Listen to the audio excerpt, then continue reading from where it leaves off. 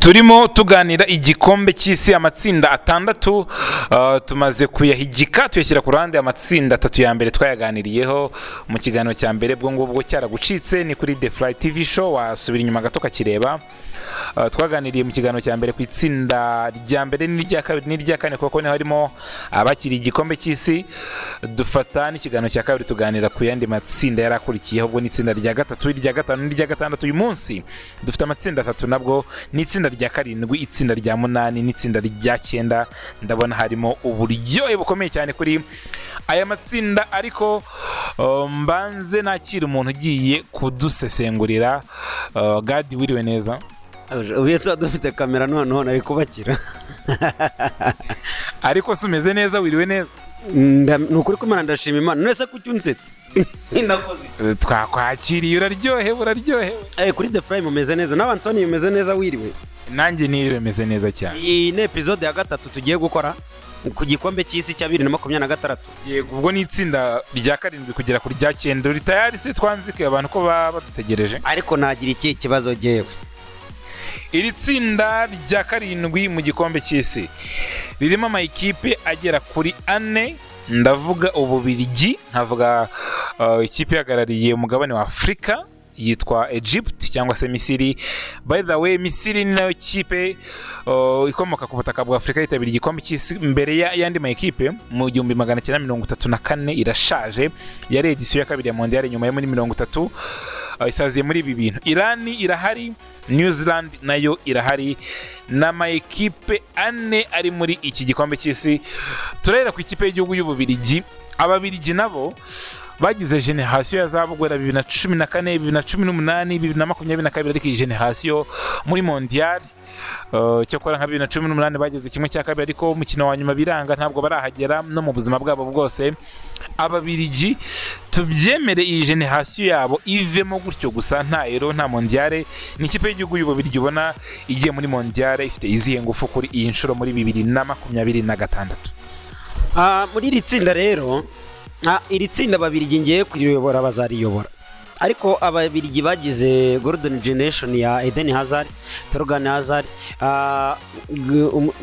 Kevin De Bruyne, Romero, Menamo Boringoli, Lukaku, bagira Yannick Borazi. Aba Bababiligi bagize Yannick Ferreira Carrasco. Aba Bababiligi kandi nanone bagize Thibaut Courtois, nk'umwe mu bazamu kuri ngewe bibihe byose mu beza babayeho ku isi kuva namenye ubwenge ndebe umupira. Bagira umudefanseri nka Company, Thomas Vermaelen, ariko ikibazo cyabo bagira ikibazo kimwe: umutoza umenya gufata capacity yabo bakinnyi akababyazamo umukino wagira icyo umuha. Muribuka ko bare equipe nziza bafite Golden Generation, ariko bafite indi kipe mu Burayi nayo ifite amatara byenda gusa n'ubwo Ababiligi bari hejuru yitwa Croatia, ariko Croatia ibibyaza umusaruro igera finale mu buryo butunguranye. So ngewe ntacyo niteze ku Babiligi, ni nk'ibisanzwe. Gusa iri tsinda bazarivamo bayoboye, bari kumwe na Misiri nande. Ububiligi, ikipe y'igihugu y'Ububiligi iri mu itsinda rya karindwi cyangwa se Group G. Bari kumwe n'igihugu cy'Ububiligi, bari kumwe na Ububiligi, buri kumwe na Misiri na Iran ndetse na New Zealand. Ubu Misiri, Iran, New Zealand nayo makipe atatu ari kumwe n'igihugu cy'Ububiligi. Shareka nkubwiza ukuri muvandi, Misiri na Iran na New Zealand. Iran yo nibisasu barimo kuyitera na irimo gutera, sinzi nibizawufunga. Gusa ni equipe nziza ya nationali, abantu batazayitiranya. Harya baba Bonojana abaye nagarabaho. Oya, I mean uno wakinye Chelsea ninde? Boraja.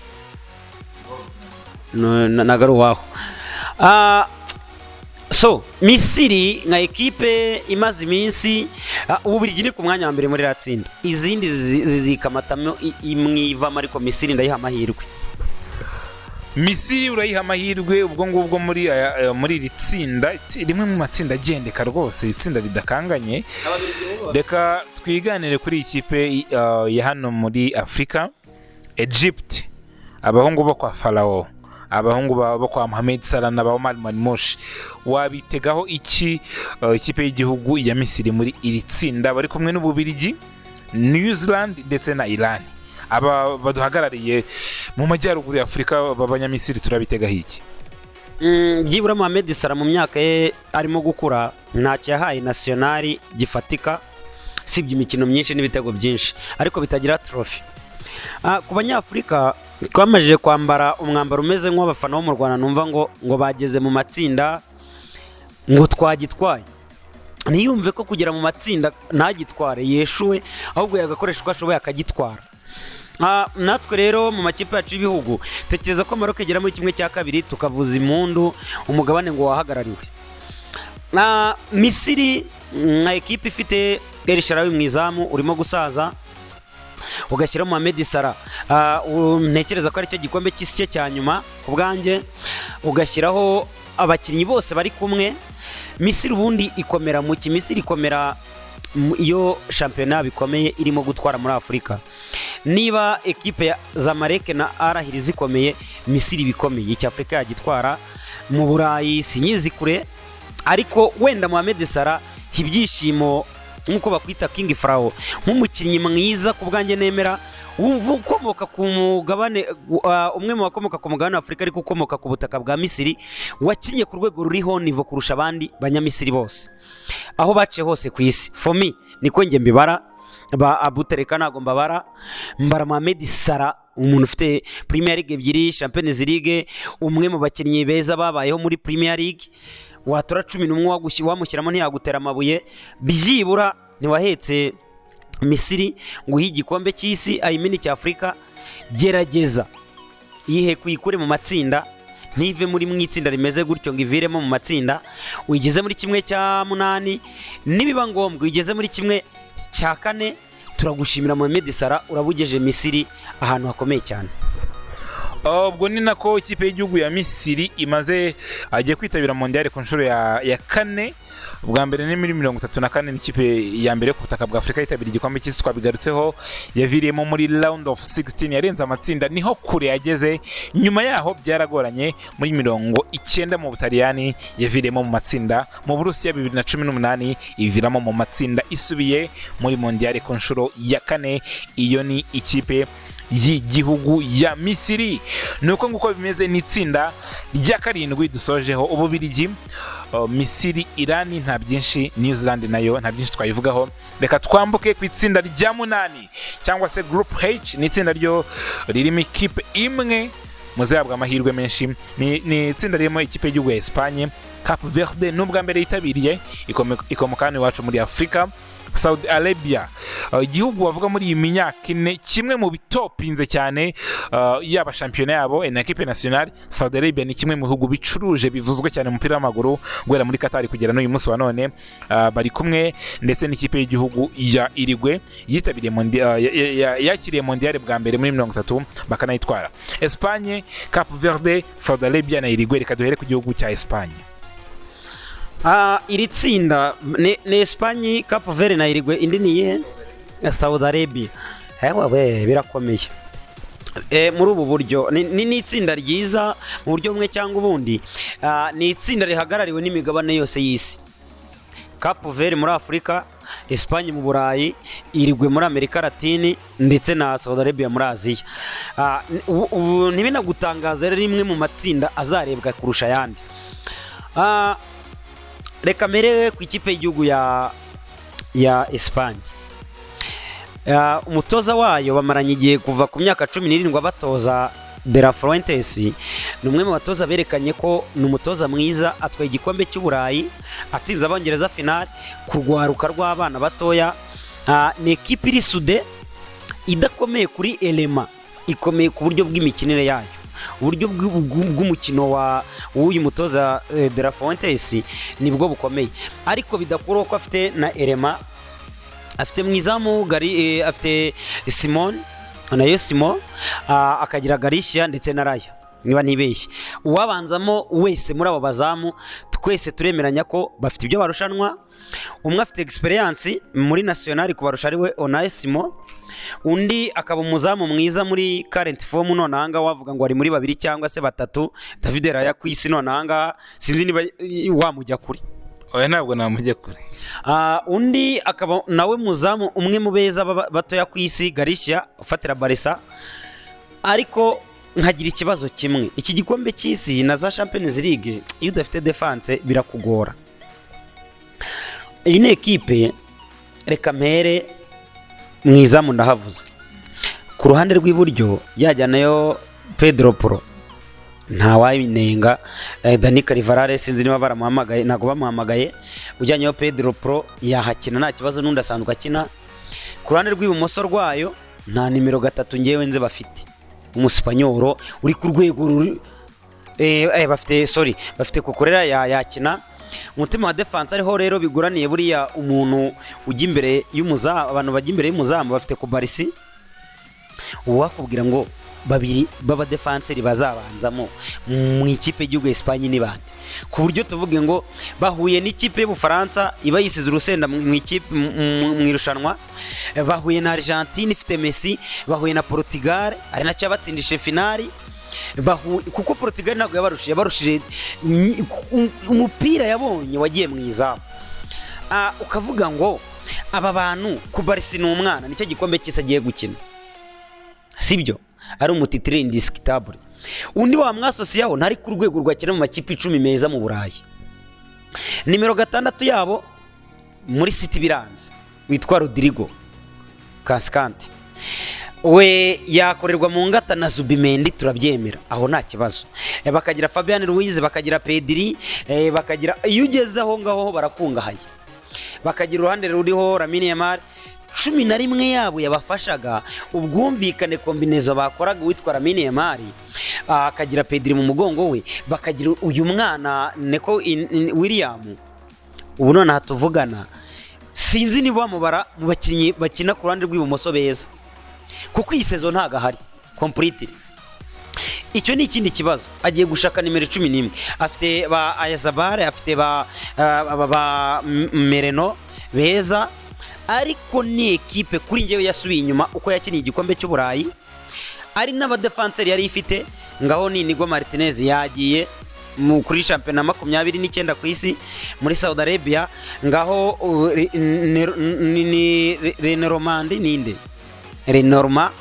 ni ekipe ubu none kuri ngewe uko yari imeze sikimeze, bidakura ariko ko umutoza wayo n'uburyo akora abakinnyi be namubura kumubara ngiye no mu bafavore 3 beza namushyiramo.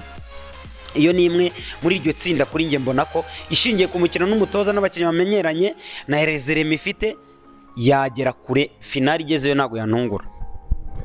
Uti finali hageze ntabwo byagutungura. Ikipe yageze kuri finali imwe rukumbi muri 2010 iranakegukana itsinze Abaholandi igitego kimwe ku busa.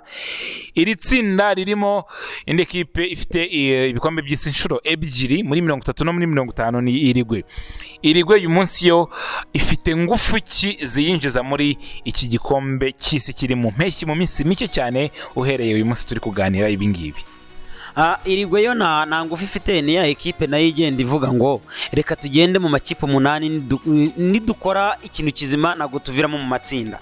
Gutuma Irigwe igikombe, kapiteni Fede Valverde niwe uzaba yihagarariye, bafite Facundo Pellistri ntabwo agikina ku rwego rurerite, bafite uyu muhungu Igarite muri Manchester byaranze ari umuntu wari kuza gukorera mu ngata uyu muhungu Federico Valverde, bakagira Rodrigo Bentancur, n'abakinnyi batari beza, umukinnyi mwiza n'umwe, bakagira Araujo.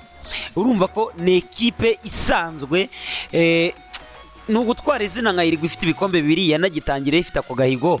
Ariko se turebye ubundi giheruka ryari, iheruka se muri kare, iheruka muri kare ryari. So nge mbona ko Irigwe bari kumwe na Irigwe nande na Saudi Arabia na Cape Verde n'ubundi, kuko Irigwe ifite rezerema nyinshi mu Burayi no muri Amerika Latine ziba zikomeye, ari n'igihugu kinini cy'izina. Nge navuga ko Espagne ya mbere, Irigwe ikazamuka ari ya kabiri, byibura hagira ikindi kiba Saudi Arabia ikaba yazamuka. Aba bene wacu bo muri Afrika, Cape Verde ni ikipe tubona ni Kigali kenshi irimo irwanira n'amavubi yacu kwitabira igikombe cy'Afrika, kwitabira igikombe cy'isi Cape Verde tuyibona kenshi, abanyarwanda barayizi cyane. Iyi kipe y'igihugu iri mu bihugu 4 bigiye kwitabira mondial ku nshuro ya mbere. Cape Verde yisanze iri kumwe na Saudi Arabia ihagarariye Aziya, Espagne ihagarariye Uburayi, ndetse na Uruguay ihagarariye Amerika y'Epfo. Cape Verde urayibona yava muri iri tsinda ikagenda, nubwo byaba nka best loser, ariko yarirenga ku nshuro ya mbere yitabira igikombe cy'isi.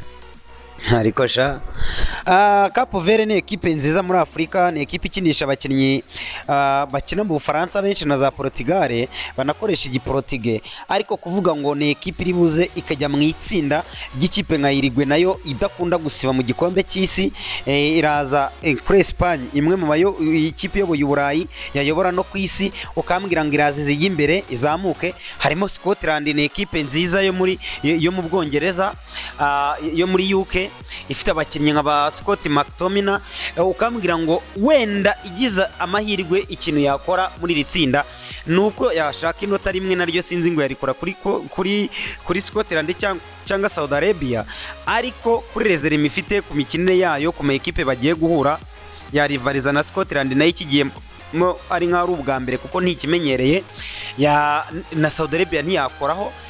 Kuri njye mbona ko muri iri tsinda nta kintu yaje gukora, yarakoze kwitabira. Twigendere kuri indi tsinda, itsinda ririmo France, Senegal, Iraq ndetse na Norvège. Ngewe iri tsinda mbona ko niryo tsinda riremereye, ariko hari n'irindi tsinda ririmo Ubuholandi, Ubuyapani, Sweden na Tunisia, naryo ni hatari. Ariko reka twigendere kuri iri tsinda rya 8: France, Senegal, Iraq na Norvège. Reka duhere kuri France. Finali 7 z'igikombe cy'isi bagezemo kuri finali inshuro 4 mu bikombe by'isi 7, by'umwihariko 2 zeruka zose barazikinnye mu Burusiya no muri Katari. Ni France, umutoza n'umwe, uyu mugabo Didier Deschamps wanagitwaye ari kapitene muri 98 bacyakiriye. France yo yitabira igikombe cy'isi ni kipe ki? Urakoze Antonio. Abafaransa bo umuntu wabavuga yabavugaho byinshi. Ejo bundi wakoresheje ijambo rikomeye urambwira ngo Abafaransa muri national wababara nko kuva muri kuva 96 kugera ubu none ahangaha wenda tubaza imyaka 30, warambwiye ngo ubabaze nka national nziza kurusha izindi ntawaguseka, kuko niba bakinnye finali 98 bakayitwara, 2006 bakayirata, 2018 bakagaruka bakayitwara, 2022 bakayirata, tugiye kura muri iyo myaka byibura back to back bakora basiba kimwe bagatwara ikindi, kandi giherutse baragisibye, kandi nabwo bagitsindirwaho kuri finali exactly kuri penalty. Reka mvuge kuri uyu mutoza Didier Deschamps wafashe iyi kipe 2012, yikorera ekipe ye, agenda agira abakuramo nabo yongeramo kugira ngo ayisigire Zinedine Zidane, ariko nawe azagira abo yongeramo. Ni ekipe ifite Ballon d'Or winner last season, uri no kuri Ballon d'Or this season, sibyo? Ni ekipe mu bakinnyi 5 beza mu Burayi ubu none ahangaha irabafite. Nitujya ku cyo bita individual performance, ifite nimero 7 mwiza kurusha abandi ubu none ku isi mu buryo bw'imibare. Uyu muhungu Orizi ukina Bayern Munich, ku buryo yaciye agahego ka Lionel Messi kuri pass, ni umukinnyi watsinze ibitego 25 muri single season, nyine no kubitekereza biragoranye, ku mibare yakoze iri crazy. Ni ikipe ifite umukinnyi nka uyu muhungu Desire Doué mwiza. Desire Doué ntiyabanzamo, byagorana. Ni ikipe ifite Dembele tuvuga kuri Ballon d'Or ngo bayimuhaye nawe byatungura, wancennye agakomerezaho. Ni ikipe ifite kapitene emblematike ukora bikagaragara. Kylian Mbappé agiye afite gucuduhigo, ndagira finali mbe ngeze kuri finali ya 3 nikurikiranya, uri kubyumva? Ndatwara iki gikombe mbe ngitwaye bwa kabiri ku myaka 28. Kylian Mbappé ageze finali byanze bikunze, ibitegabura twe noneho bongeyeho imikino, turemeranya ko ageze finali yaba yakuyeho agahigo ka Miroslav Klose, ka Ronaldo Nazario na Messi muri imbere igitego kimwe. Yaba none watangiye gukora uduhigo, tuvuga ashobora no kugira finali akavuga ngo nsinzi ibitego 10, ngize ibitego 22. Reka kira agahigo kazatwara abandi imyaka itari munsi ya 50 cyangwa 30 kugira ngo bagakureho. akaba ari kamwe mu duhigo gaciye. Kandi ikindi twagarukaga ku bihembo individuel, igikombe cy'isi uburyo kigena ibihembo batanga muri uwo mwaka. Kylian Mbappé akoze imibare iri crazy yatwara ibyo bihembo automatically. Ni Kylian Mbappé utagize umwaka mwiza uri trophies kuri njyewe, ariko abonye amahirwe yatwara. Ni ikipe y'igihugu Bufaransa igarukanye Didier Deschamps, ifite William Saliba uzabagwa wemeranyije na Arsenal ko azabagwa nyuma y'igikombe cy'isi. Ni ekipe yagaruye umukinnyi wayo mukuru Ngolo Kante, ni ekipe ifite Chouamini, ni ekipe abakinnyi ifite ni world class player. Kuri njyewe ni nayo mahirwe kurusha izindi ko yagitwara, kuko iziza ayo mafinari yaragitwaye, ifitemo abagitwaye barimo gukina izi nizo finali, yanasubire kagitwara. Kuri njye mbona ko Abafaransa dushingiye ku bakinnyi tugashingira ku mutoza, ku mitoreze, bro njyewe 51 nyaha Abafaransa. Uragira uti 51%, ubwo ngubwo no kugitwara, ngira ngo niho warugeze. Bari kumwe n'ikipe y'igihugu ya Norvège imwe mu ekipe y'igihugu azatanga akazi. Abantu barebye uburyo yikarifiye ikipe ya Haaland na kapiteni wa Arsenal Martin Odegaard wakuze nawe watangiye kuyobora ikipe ye ku nsinzi ziremereye. Ikipe y'igihugu ya Norvège yo yitabiriye mondiale iri mu yihe shusho? Norvège twavuga ko nayo imeze ite muri iri tsinda? Ni ikipe ifite intego ki muri iki gikombe cy'isi? Nk'uko bivuze ni ekipe y'igihugu ya Norvège ifite amahirema meza pe, tubyemeranye. Ariko iki gikombe ndabisubiramo, iki ni igikombe cy'abagabo. Kuri iki gikombe ku muntu utaragitwaye cyangwa ngo hasirisimbe hafi, kigiye gusa na Champions League, nacyo kiragorana mu buryo bumwe cyangwa ubundi. Ni Norvège igiye mu gikombe cy'isi, wenda uraza kugaruka kubabwira ku myaka yagiherukagamo. Aba bakinnyi bakigiyemo mpamya ko nta wundi wagikinnye, ni ubwa mbere bose bagiye kugikina. Yego bafite abakinnyi beza, ufite kapiteni Martin Odegaard Daboamu Band muri Arsenal no muri National, ukagira umukinnyi nka Erling Braut Haaland. Twavuga ko arizo inyenyeri kuri njye navuga ziruta izindi zirimo aho ngaho. Bro ntago twahituma igikombe, twaba tugiye gukabya gushaka qualification kujyana mu gikombe cy'isi. Bagendera ku manota, bagendera ku manota, ariko n'ama ekipe muhura, uburyo muhura nayo ari uburyo bworoshye bitandukanye n'igikombe cy'isi cy'abagabo. Uri kumwe n'Abafaransa, Senegal yiviriye muri Afurika. Ni Senegal ivuga ngo nshobora kugutsinda, Abafaransa bakantsinda, nanjye izindi zisigaye nkazitsinda, cyangwa nkanganya nawe ikagutesha amanota. Kuko ntiwagwambwira ngo Norvège ngo Senegal ni ikipe ntoya mutarivariza, ikijyamo we uhari, ikijyamo kukurushira kimenyereye. Njye mbona ko nayo ni ekipe izaderanja, abantu babyumve, ni ekipe izaderanja kuko ifite abakinnyi babi bagutsinda ibitego bigatuma urwana no kubyishyura. Njye mbona ko muri iri tsinda niyo n'Ubufaransa bazazamukana.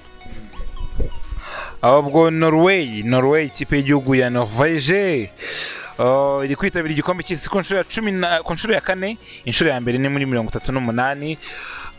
Ubwo ngubwo Norvège kandi yaherukaga muri 98. Ngira ngo abenshi uretse no kuba benshi bari bataravuka, aba ba Haaland nabo muri iki kinyejana ubwo baheruka kwitabira ntabwo bari bakavutse. Nuko nguko bimeze, iyo ni Norvège. Ariko nanone ntabwo tujya tugenda gutyo gusa tutaganiriye ku ikipe ya hano iwacu muri Afrika. Senegal muri iri tsinda iyo ni kipe twakwitegaho iki, dore ko abantu benshi uyu munsi bemeza ko niyo kipe iri ku butaka bwa Afrika ikomeye kuruta izindi zose. Muri iri tsinda iri kumwe na France, iri kumwe na Iraq na Norway. Senegal twayituma iki nk'abanyafrika? Ekipe y'igihugu ya Senegal twayituma kuzamuka muri best loser, kuko bagize amahirwe bazatora aba best loser 8. Byibura ugerageje ugatsindwa n'abo Bafaransa, wenda ugatsindwa na Norvège, izindi ukazikubita, ushobora kuzamuka wenda uri best loser, bakavuga ngo watsinzwe n'ize ekipe wenda atakaje 6 ariko usarura yandi. Kuri njye mbona Senegal ntabwo nemeranya nayo ko ari ekipe ikomeye ku mugabane wa Afurika, ni ahubwo ni imwe mu ma ekipe meza, kuko ijyanye Sadio Mane nawe ni igikombe cye cya nyuma, Kalidou Koulibaly kapiteni ni igikombe cye cya nyuma, Mendy ni igikombe cye cya nyuma niba ntibeshya. visi kapiteni wabo uyu muhungu wo muri Everton Idrissa Gana Gueye ni igikombe cye cya nyuma. Urareba ugasanga rezerema zigera muri enye eshanu, wenda bafite abakinnyi bakiri batoya. Iliman Ndiaye ni umukinnyi mwiza ukiri muto. Mbona ko Senegal nge nta kintu nayituma kuri Remi ifite ni nziza, ariko iki ni igikombe cy'isi bura, abantu batazitiranya igikombe cy'isi n'ibindi bikombe bya nationali. Izamutse mu makipe ibaye ya kabiri yaba ari Good and Well twahijya inyuma, kuko of course ni ikipe y'Abanyafurika, ariko inazamutse mu best loser ntako yabitagize, kuko iri mu itsinda rikomeye abantu babyumve neza. Kujyana n'umufaransa ukajyana n'ikipe y'igihugu ya Norvège ifite form, kuri current form ni nziza no kuruta abafaransa. So nge mbona ko rero abantu nta kintu twayibureminga, izamutse mu makipe 8 meza yatsinzwe neza, niko babyita ni best loser. So nge mbona ko nta kindi nyitezeho rwose no kuzamukaho hafi. Ubwo reka tunasoreza ahangaha kuri iri tsinda rya 9 ririmo France, Norway, Senegal ndetse na Iraq. Ubwo ngubwo The Fly TV show Mondial tugenda tubiganiraho, dufata ikiganiro kimwe n'amatsinda 3. Uyu munsi twarimo turi kuganira guhera ku itsinda rya 7, itsinda rya 8 n'itsinda rya 9. Gadi tugushimire cyane. Urakoze cyane. Ni kuri The Fly TV show, iyi yari episode ya 3 kuri Coupe du Monde ya 2026.